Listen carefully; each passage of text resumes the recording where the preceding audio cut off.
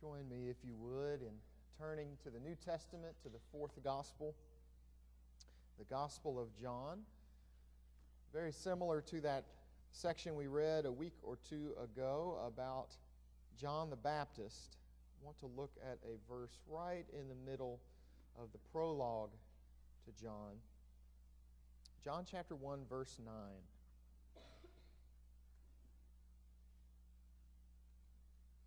The true light, which enlightens everyone, was coming into the world. In this sermon series, we've been learning about peace. In fact, all throughout the ministries of the church during the month of December, we've been learning about peace, particularly through our devotional guide, which I hope you've seen. And if not, you can still pick up copies. They're right here on the baptistry. You can still access it online on the church website. Would love for you to do that. We've been learning about peace, and one of the lenses that we've been using to look through in order to learn about peace has been the stories of the Trocmé family living in World War II France. In the first Sunday of Advent, we talked about Pastor Andy and his ministry and his willingness to say, yes, we will take a few kids. I mean, after all, if armies are invading and if there's the threat of significantly more suffering and persecution, sure, we can take some children into our community, some Jewish kids, the children of refugees. And we learned about hope, experiencing God's peace in what is not yet and what is unknown.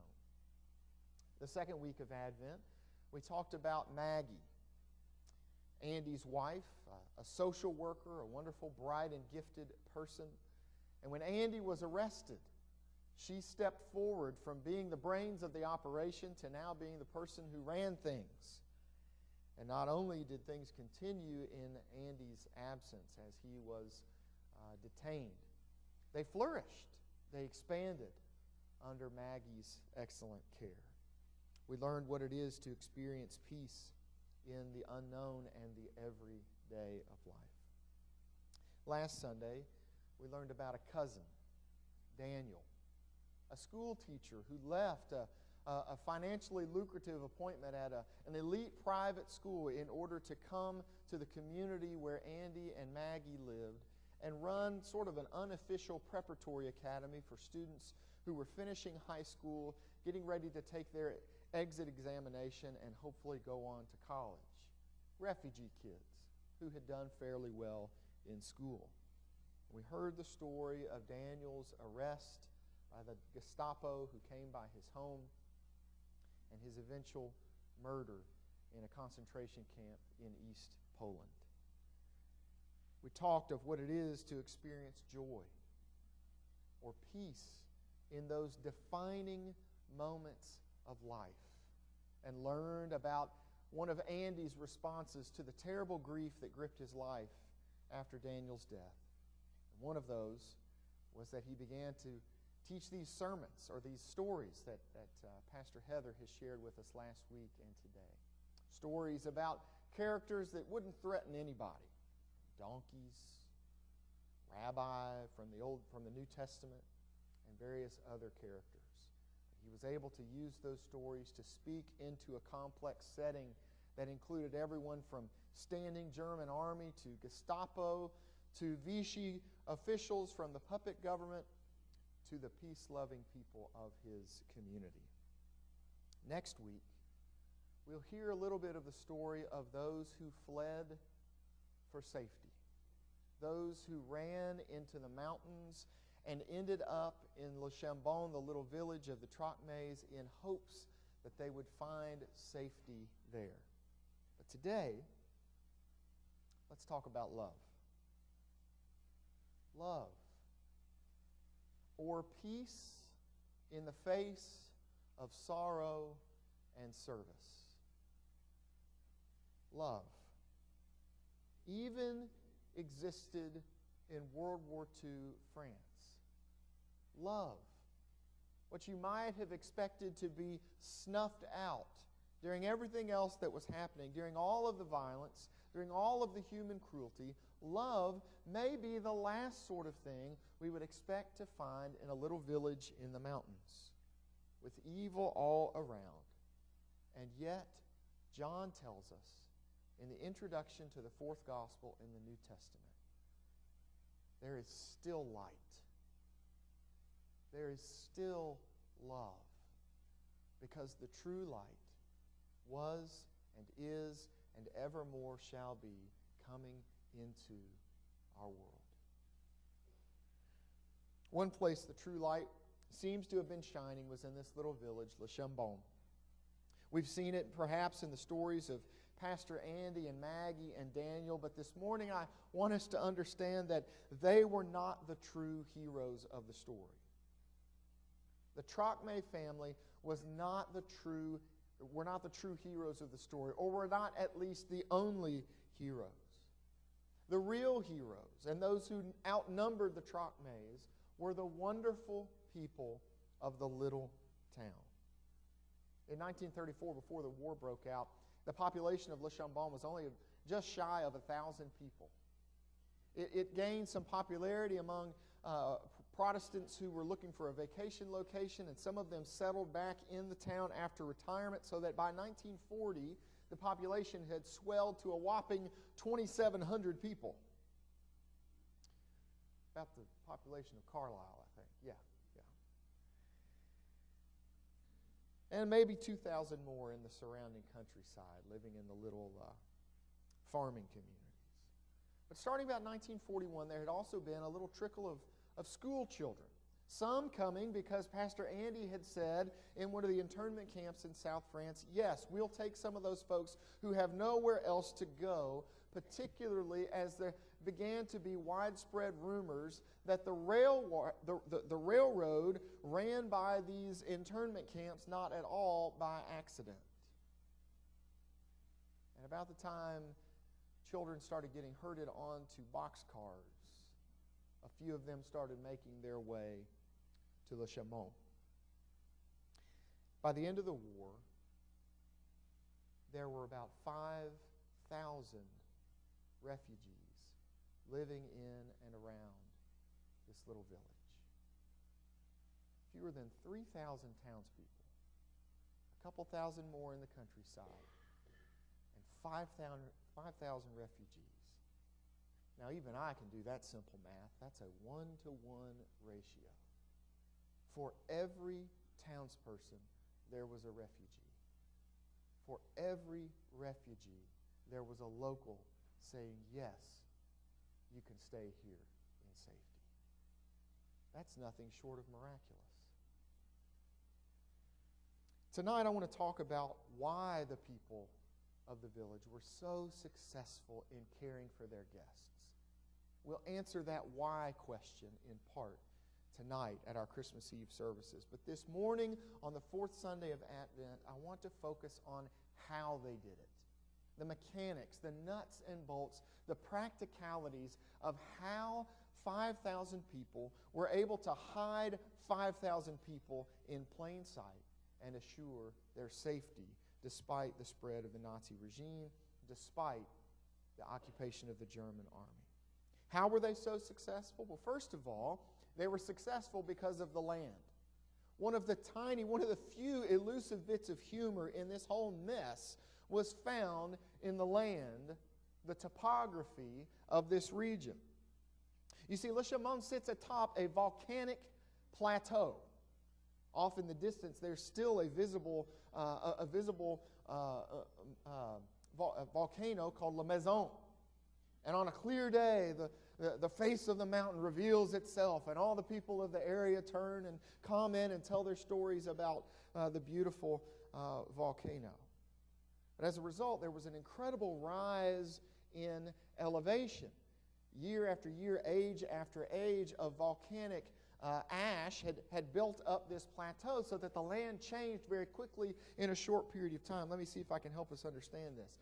If you've ever been to Middlesboro, if you've ever taken 25 down through the mountains and gone through the tunnel or hiked Cumberland Gap, and you've ever driven from Middlesboro up to the Pinnacle Overlook, that allows you to look down on 3 different states. If you've ever made that trek, you've gone up about 1,200 feet in elevation to go from Middlesboro up to the pinnacle. If you've ever been to Asheville, North Carolina, and then driven up the Blue Ridge Parkway from Asheville up toward Looking Glass Rock, when you can finally see Looking Glass Rock, you're seeing the top of a peak that is about an 1,800-foot climb from Asheville's elevation to the top of Looking Glass Mountain. But to travel from Lyon, which is about 30 kilometers away, and I don't do conversion, you can Google that. How many miles is that, Ed? Somebody here probably knows. Thank you, sir. That is not at all accurate. But we're going to go with 5.1 anyway. In a short distance from Lyon to Le Chambon, the elevation rises 2,500 feet. That's enough to make your knees shake when you stand on the side of the mountain and look out across the countryside. It's beautiful. It's breathtaking. No wonder it became a vacation destination. And much of that elevation change comes in the last few miles, particularly as the tiny little country road winds switchback after switchback up to the village of Le Chambon. At the bottom of the hill, at the other end of that tiny little road, is another little village. This brings me to a second reason why the people were so successful in hiding the refugees. Because of smart locals and bumbling outsiders, they were able to take advantage of what the land was offering to them. Because the Gestapo or the army or whoever it was that was coming to arrest, the Vichy regime, they all had the same tactic. They would pull up to the little wide place in the road at the bottom of the mountain and pull off at the pub to go over the list of names of people they were to arrest atop the mountain in Le Chambon. And they would do so without discretion. Loudly, in fact. And so if my name had appeared on the list of those who were to be arrested, they would have pulled out the list in the pub over drinks and would have called out, Reddit, R-E-D-D-I-T-T. Reddit is the first name on the list. We will arrest him when we get to the top of the mountain. Now, is it any wonder that by the time they got to the top of the mountain, Mr. Reddit is not at home? It happened again and again and again. In fact, it was years into the war before there was even a single successful arrest in Le Chambon. We heard a little bit of this last week when we heard the story of Daniel Chokmay's arrest. Daniel insisted that he would not run. He went and answered the door himself, but a young lady ran out the back door, hopped on her bicycle, and rode to where Maggie was located. And Maggie brought help so that at least of those arrested, one young man, a little Spaniard, who had saved the life of a German soldier who was drowning, was spared. This went on in Le Chambon for years throughout the war. A third reason why they were so successful was through cooperation. Once it became clear that the occupation was not going away anytime soon, once it became clear that the war was going to drag on, village life had to continue. And so no matter who it was that was rumbling through town, no matter who it was that was rattling a saber, no matter who it was that was threatening the people of the village, some villager always just happened to be walking by, listening, picking up on what was coming, and making sure that other people who were in need were aware and received a warning. But scholars have concluded the number one reason, the primary reason that the people of the village were successful in caring for the refugees staying there was rather matter of fact, rather obvious. The remarkable determination of the locals to protect the refugees. And the key word there is to protect. I mean, most of us would take in someone for the night. Most of us would see that someone had a meal. In fact, most of us in this room have had that experience many times in our lives. But the people of this particular village were willing to stick their necks out. They were willing to provide protection. They were willing to be deceptive. They were willing to be what others might call dishonest in order to protect people who they considered innocents in their charge. And so the determination of their hosts to protect their guests started in the schools as they took refugees. It spread to the hotels when the schools could no longer house everyone. It spread into their homes as first one and then another said, yes, you may come into our kitchen. And then finally to escape routes. As some people appeared again and again on the list of those who were to be arrested, the people of the village even began to help them make it over the mountains to freedom. Years later, as people came back to do oral history interviews with the villagers, the locals described their experience, what it was like for them during the war. And on the one hand, to a person, they described the increasing anxiety that came with the occupation. I mean, you read the evening news, you listen to news reports, you know what it is to be anxious about the state of affairs in our world and even closer to home. They did so hearing the rumble of tanks and armored vehicles.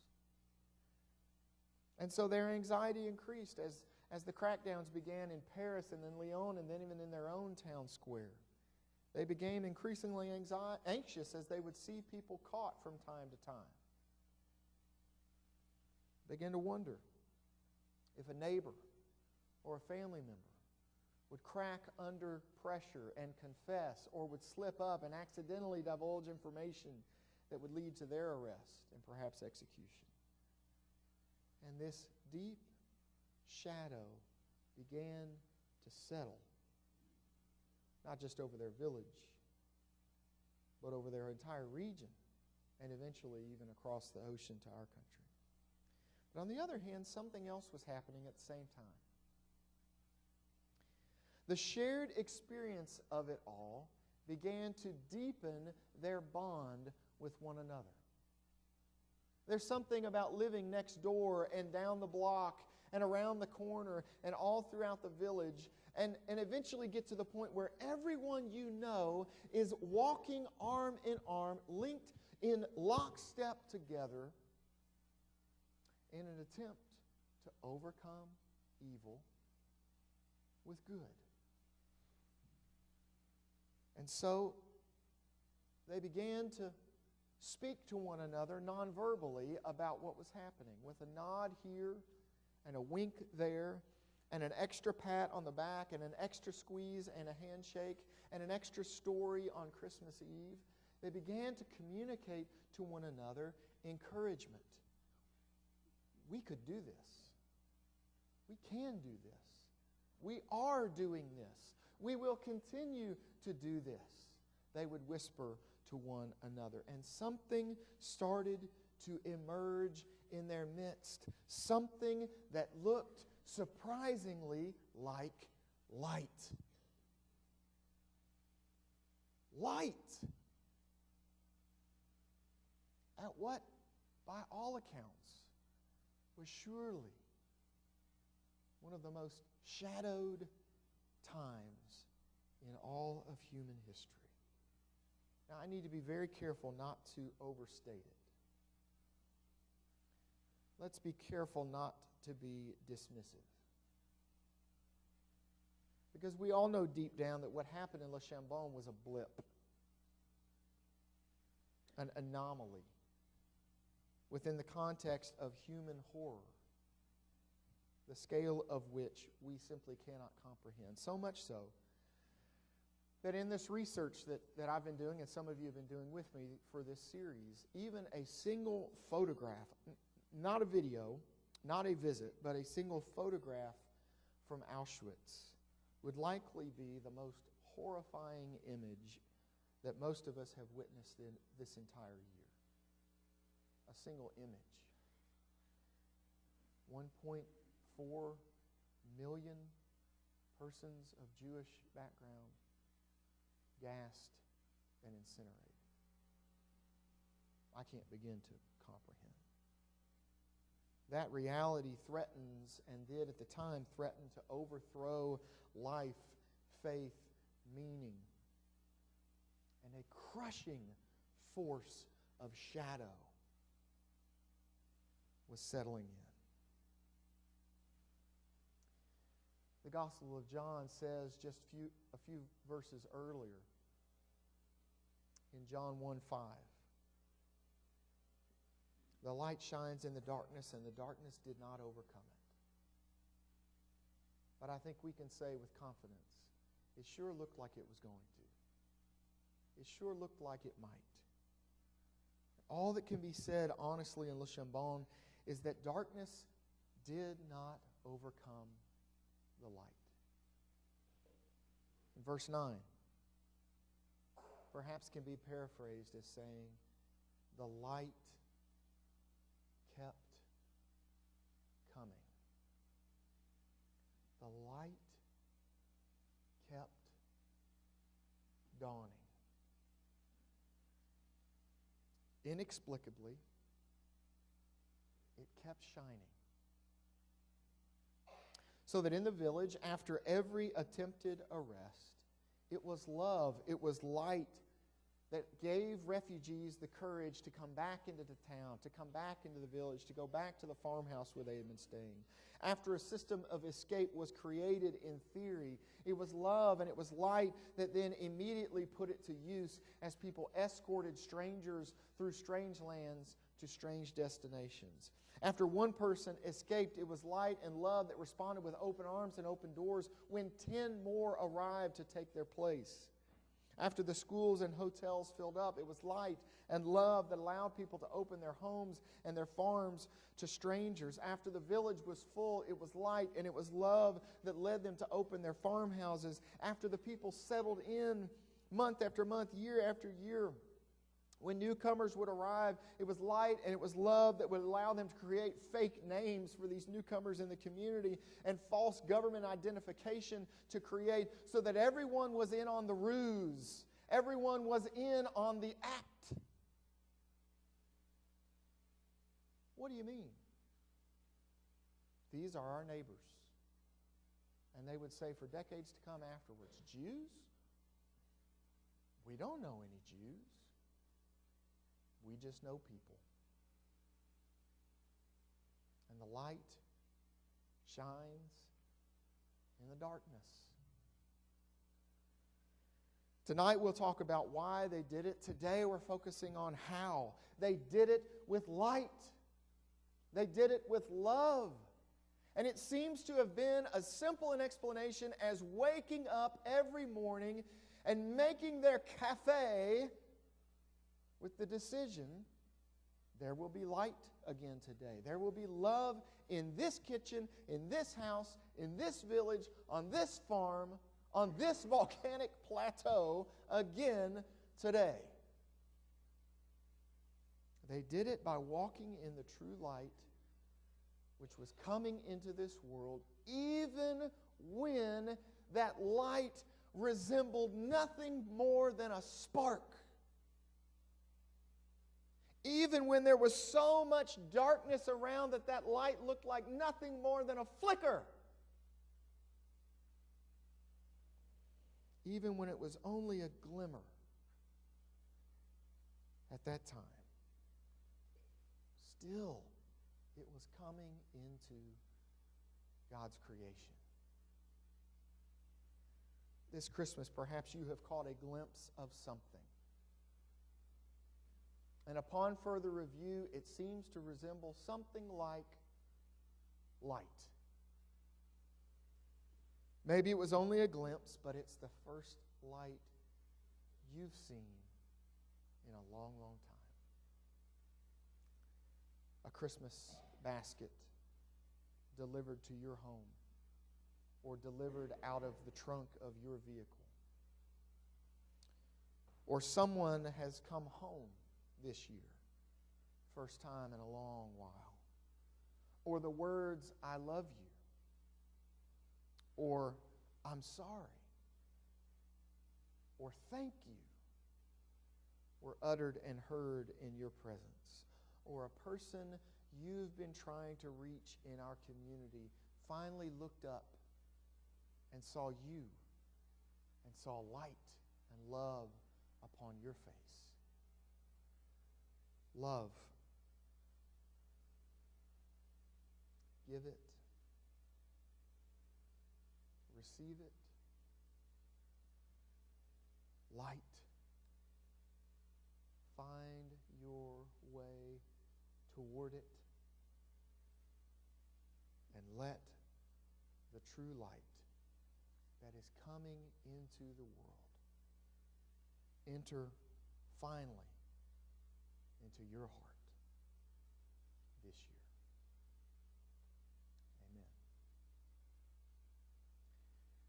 Today, as a time of response, we want to make an opportunity for you to express what the Holy One is doing in your life, in your heart. If the light of the world is coming to be within you, and you recognize today the call to accept Jesus Christ as Savior and Lord, then would you share that decision with us this morning and allow us the privilege to celebrate with you? If you recognize a desire to enter more formally into fellowship with this congregation, would you share that decision with us so that we can celebrate the love in our midst? If there's another way through ministry, through discipleship, through friendship, if there's another way that you are responding to the work of the Holy One, would you let that be known? Or if you simply want to come in search of prayer, or to come and pray quietly to yourself to acknowledge this moment within your spirit, we want to give you an opportunity to do that as we sing this next song. As the congregation stands and sing, would you make this your moment of response to receive within yourself the light and the love that is coming into the world? We stand and we sing.